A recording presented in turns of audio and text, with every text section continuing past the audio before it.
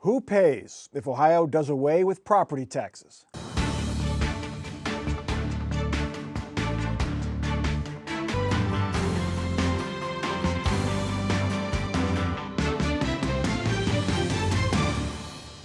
Welcome to Columbus on the Record. I'm Mike Thompson. High property taxes. The issue is probably topic number one for many homeowners around Ohio. State lawmakers are hearing from them, and lawmakers are trying to tweak the system to lower rates or at least slow the increases. A group continues its campaign to get a question on next year's ballot that would abolish all property taxes in Ohio. A new study says if it wins, Ohio would be in a big fix. The Tax Foundation says if the state and counties were to, say, increase income taxes to make up the difference, the statewide average total income tax would be just under 13%. Right now, the average of state and local income taxes combined is 9%. Jake Zuckerman, the report shows the money's going to have to come from somewhere, and we're getting some hard numbers attached to this proposal. Yeah, in some counties over in Appalachia, it's all the way up to 23%. I think of the whole thing as a thought experiment. I wouldn't read it necessarily to say, I mean, it's certainly not automatic, and it's probably not even probable that this is how the chips would fall, but I think it's like you said, the money has to come from somewhere. If we cut a leg off, we need to grow another leg somewhere, and I think that this study captures just how difficult or how ugly or messy that could be.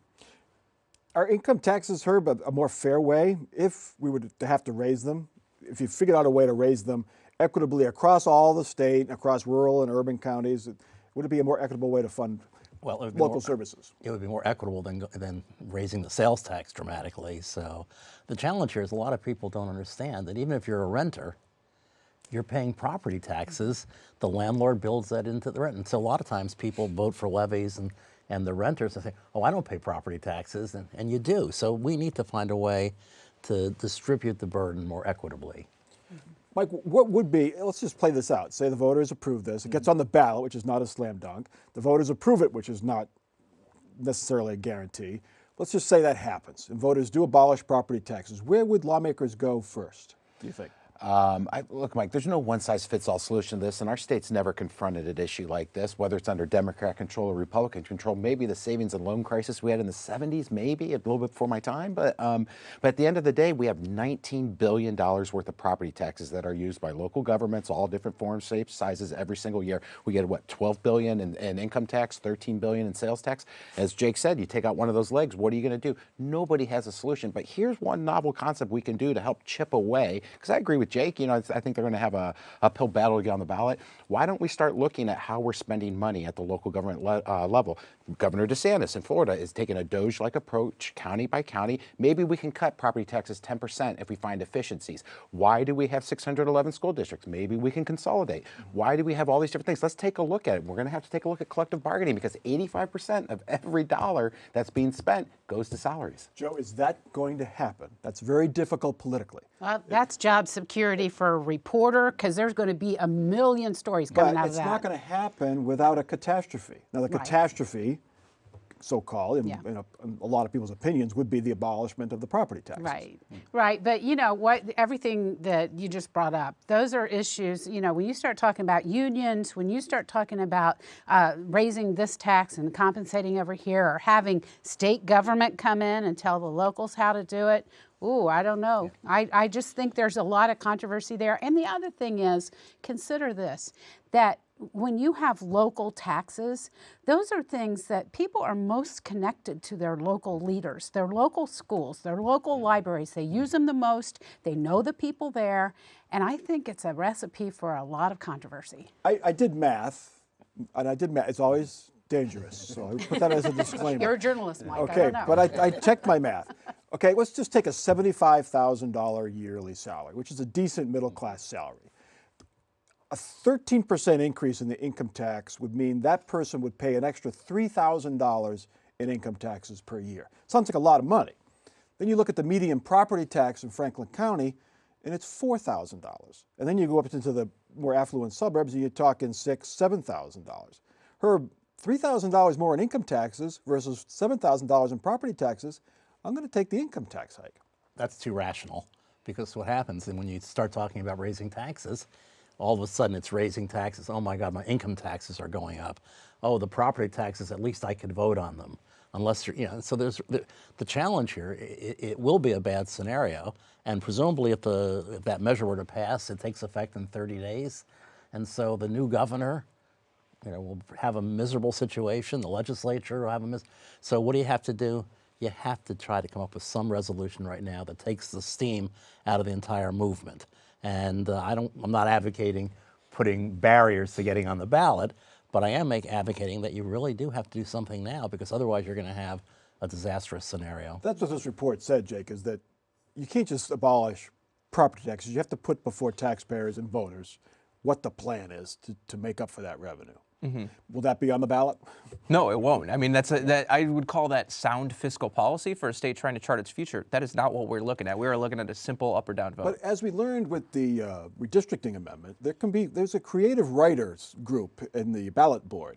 Mike, do you think they would write a ballot language that would be that would lay this out, saying this is what would happen if you abolish property taxes? Well, at some point it's going to be too voluminous, right? And who actually is going to read the fine print at the end of the day? So they would have, those creative writers would have to come up with a solution to say, here's the real impact of getting rid of property taxes. But Joe said, hey, look, it's a local issue, and it is a local issue. The number one way to stop your property taxes from being increased is to start voting down some of these levies, though, too, or hold your local governments more accountable, because all $19 billion were voted on by the voters, and they approved it. Now they're saying, save me from myself. Hey, take responsibility. Vote no. Hold your government accountable. You better have all the statewide candidates, not just for governor, but all the other races say, if it's on the ballot, vote against this. And the challenge, obviously he's backed off now, but Vivek Ramaswamy was one of the people who really got it on the agenda a while ago, saying maybe abolish property taxes and even the income tax. And I think he had the good sense, or advisors told him, this is not very good, and if you're going to be the next governor, you don't want to have to deal with that problem. But we need out the liberal bastion of North Dakota voted on this last year. Voted on a proposal to abolish property taxes. It went down by 64%. 64% of the voters in North Dakota said no to abolishing property taxes. There was a pretty active campaign there as well. Anyway, Governor DeWine's ban on weed light is on hold. A judge this week put a temporary block on the ban of intoxicating hemp products. Franklin County Judge Carl Avini ruled DeWine overstepped and violated the separation of powers as defined by the Constitution. The judge ruled the power to ban Delta-8 and other products rests with the legislature. The judge put a 2-week hold on the ban. The ruling has prompted Republican legislative leaders to question whether a single judge can stop a law or a governor's executive order. Mike Onadakis, did Governor DeWine overstep? Did he violate the separation of powers provision? Absolutely not. He got it right. Mike DeWine, he takes a lot of criticism, he gets a lot of credit, but the one thing he cares deeply about is children in our state. My kids, your kids, all of our kids and grandkids. Look, Mike, here's a picture from his press conference. The top row is candy my son buys way too much, gonna rot out his teeth. The bottom row is drugs. If he ate one bag of these, he would die. And we've got grown men and women, we've got corporations marketing to kids. We tell the tobacco companies you can't have Camel Joe, the cartoon character, booze companies you can't market to kids, but it's okay to put this stuff, this crap out there. Right. It's wrong. And Governor wasn't saying that the judge actually said in the summary, this needs to happen, but lawmakers need to do it, not the governor. Now, the governor, Herb, said that during COVID took all kinds of heat for his executive orders, but now those same lawmakers are saying this is the right way to go. No. As Mike said, legislature needs to step up to the plate.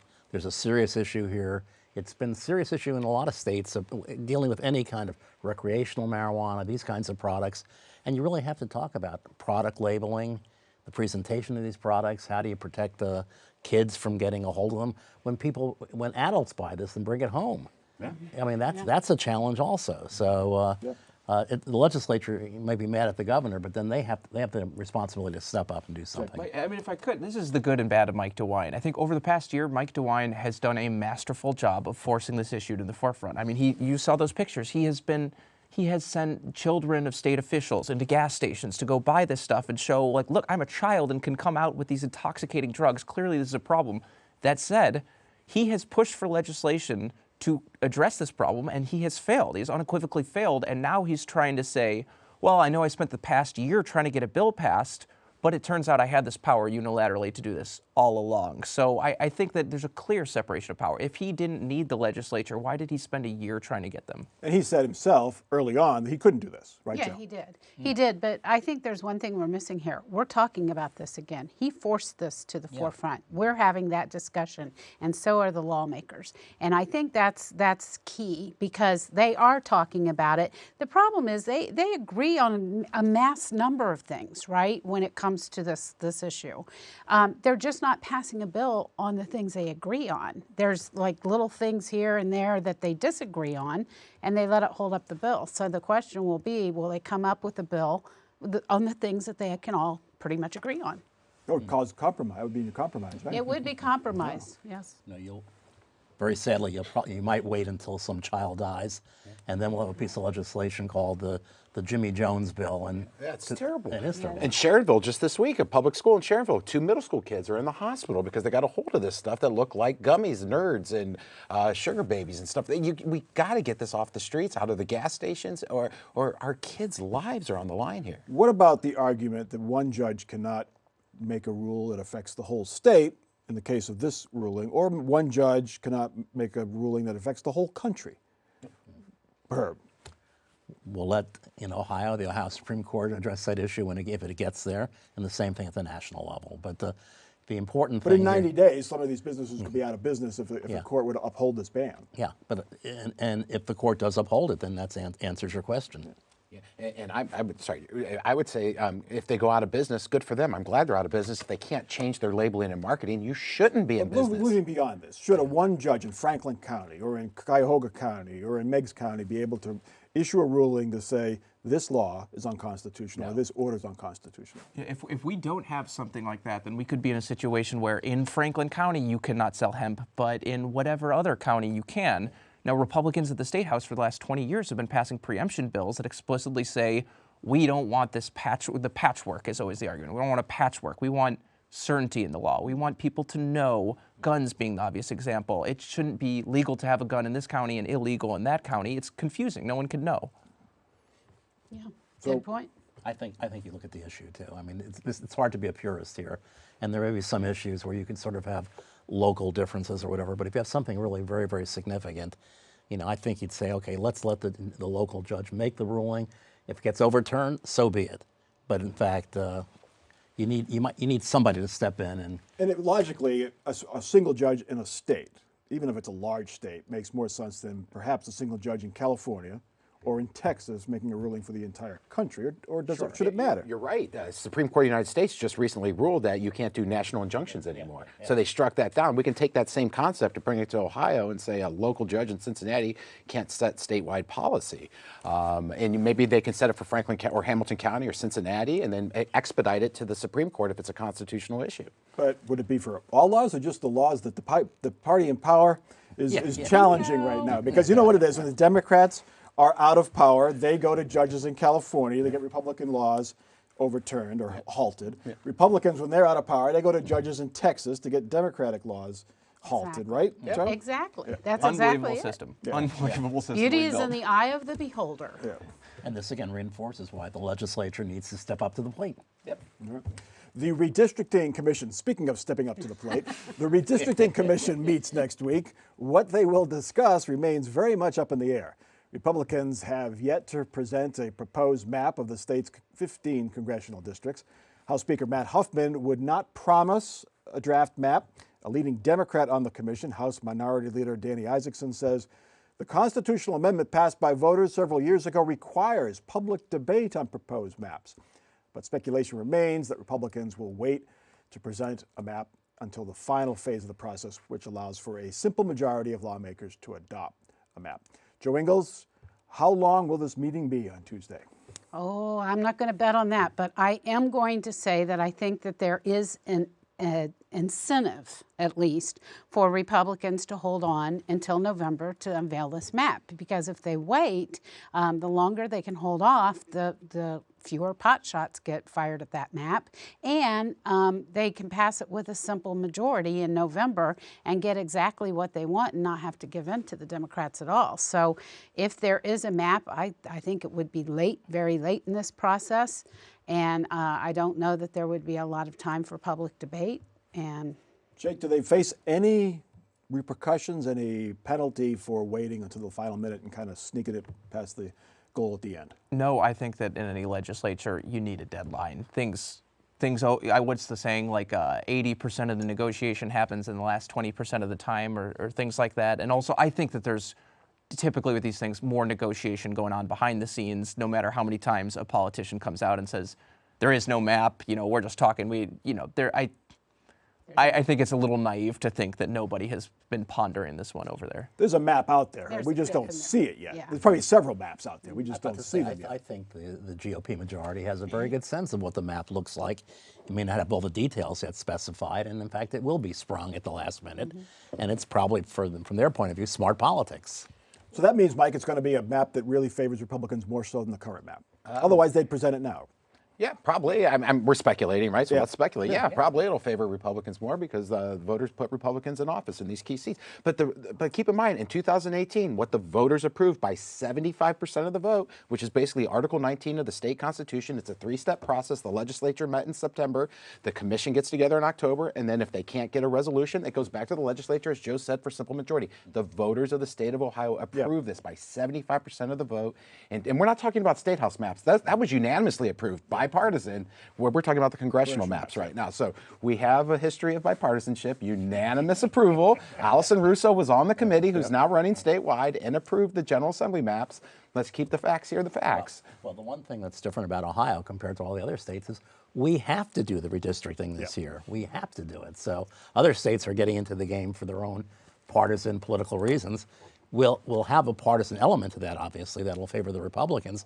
But in fact, we have to do the redistricting because what was adopted was only good for 4 years. And while voters did, almost 3 out of 4 voters approved this back then, I went back in our archives to see how this was sold to the voters. It was sold to the voters as, we're going to talk, we're going to compromise, we're going to look at this, we're going to come up with a bipartisan solution. That's how it was sold. And even the people now who are wanting it to be a different way, back then they were talking bipartisanship.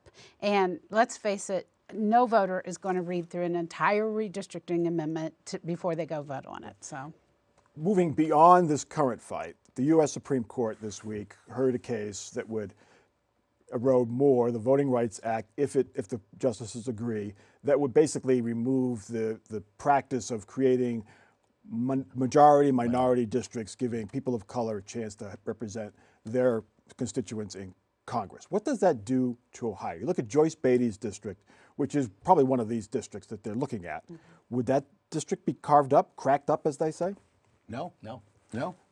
If the Voting Rights Act is overturned here? No. Given, there's 2 things you can do. You can either split up a district or you can put more and more people into a district. And I think actually from the GOP point of view, you want to protect Joyce's district because she wins it by too large a margin from the Democratic perspective. The black voters get their candidate of choice or whatever.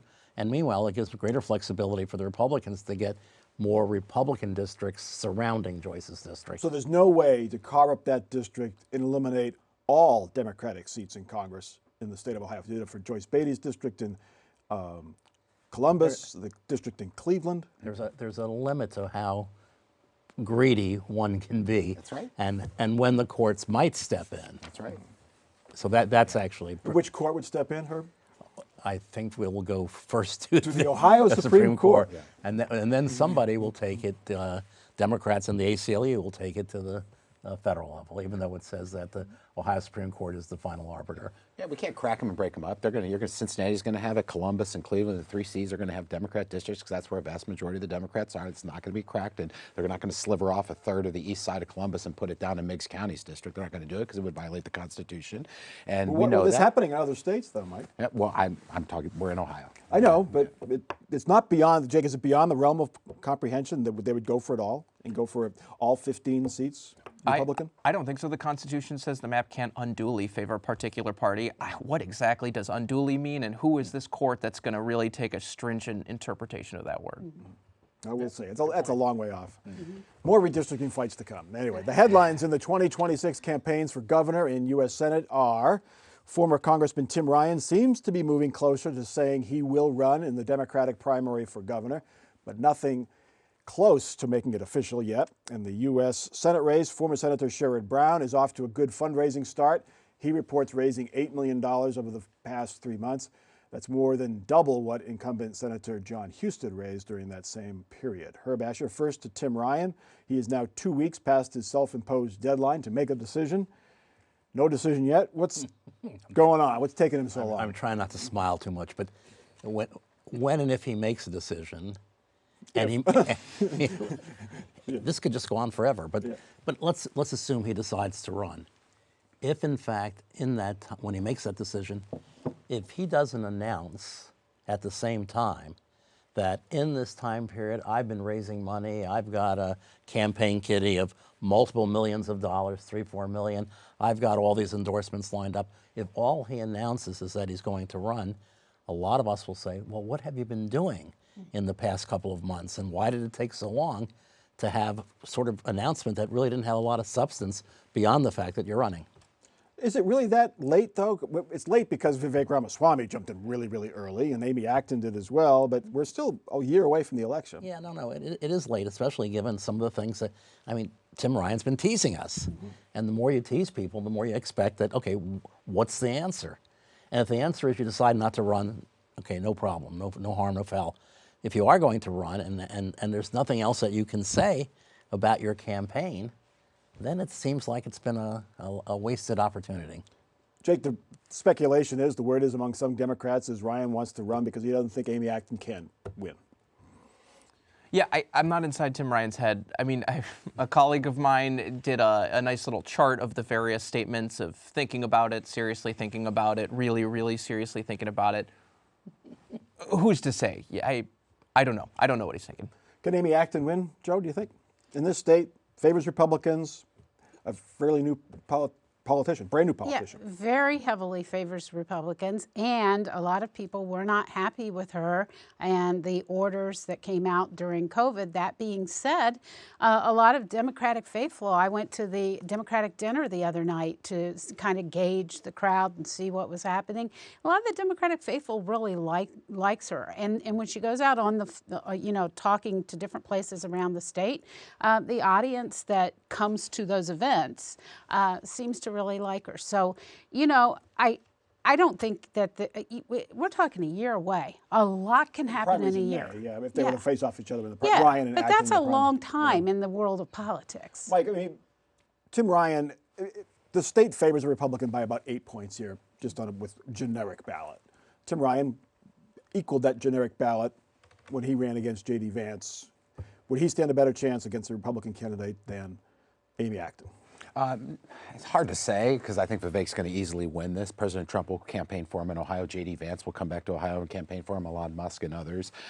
Trump is still wildly popular in Ohio, and I think it's an uphill climb for any Democrat, especially Amy Acton. But I don't think, Tim Ryan is total selfishness. He's trying to hijack his party for himself. He's putting pictures of selfies on Twitter saying, I've got a decision I need to make down at Bridge Street in Dublin. Come on. I mean, step up, be a man, and make a decision to let your party, now who am I giving advice to Tim Ryan? But at the end of the day, it's arrogance. And I think the Democrat voters are going to see through that. They're going to at least get behind Amy, who's out there working, trying to make a difference. $8 million by Sherrod Brown in 3 months, former U.S. Senator. Is that a number we should be surprised about? No. And in fact, this will be a very important Senate race. Both candidates will have all the money they need. They'll be up in the 20s, 30s, 40s, and it doesn't matter if one has $5 million more than the other. As long as they both have huge amounts, they're in good shape. All right, let's get to our final off-the-record parting shots. Mike Konadakis, you're up first. Extremely talented young football player is suing the state of Ohio High School Athletic Association because he wants to be able to make money in high school, and he wants to change the laws and rules. It's a terrible idea. We need Governor DeWine and the High School Athletic Association to say no. We can't have 14, 15, 16-year-old kids out there with greedy agents, seedy middlemen trying to take advantage of them to make money when they're just hitting puberty and trying to play sports and get good grades. There's enough mental health issues in our town and in our state. We need to reject this. And this young man is going to make millions of dollars when he turns 18 and plays for Ohio State, where he's going. He's going to be fine. Herb. I want to know more about this deal that was made between the mayor of Cleveland and the Haslam family. Evidently, the deal has to be approved by the city council, And I've been reading stories that the city council was taken by surprise. And if that's the case, then what's going on here? The mayor is sort of personally, well, I think some reporter should look into it and see if there's anything. Jake. Columbus Marathon is Sunday. To anyone out there in the wind and the rain, best of luck. Yes. Andrew Tobias, Sarah Donaldson, running for from this crew. Joe. I would like to extend my sympathies to the Ohio Highway Patrol. Trooper Nicholas Caton lost his life. And I'd also like to extend my sympathies to everyone in the PBS NPR crowd because we lost a living legend. Susan Stamberg was one of the founders, one of the first people you think of in public broadcasting, and we lost her this week. So my condolences.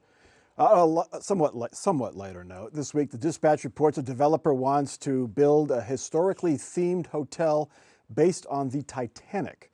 It would be called Unsinkable. Of course, the Titanic did sink, claiming some 1,600 lives.